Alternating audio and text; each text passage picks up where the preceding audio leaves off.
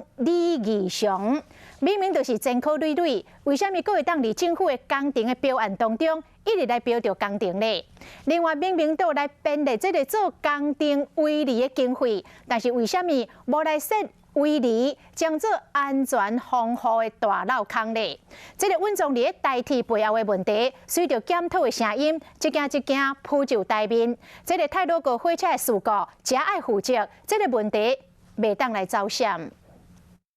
太鲁阁河弄到厝内铁轨路的工程车，造成严重伤亡。外界质疑施工现场先怎无设任何的防护设备？是有编预算，他也有做，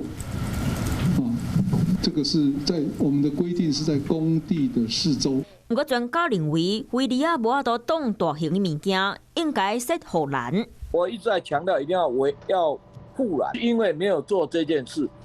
这个在哪里呢？在我们政府的公共工程的施工防灾计划，一定会要求，一定是内审的人自己的人啊，又跟李义祥关系很好，就放水了。另外，基隆工业社负责人李义祥要违反采购法，互入去黑名单。啊，若涉及减罪厂商联合大地，嘛捌伫咧2020年防治期编铺分级做了无确实，现在拢会当一直标着代替的工程案。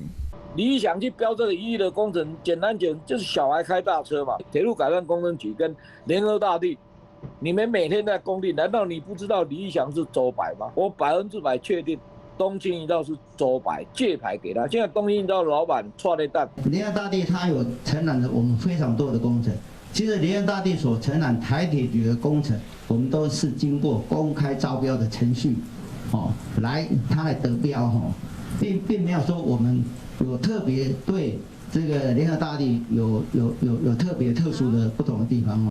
即马意外已经发生，平常时啊藏起来问题，嘛一个一个去找出来讨论。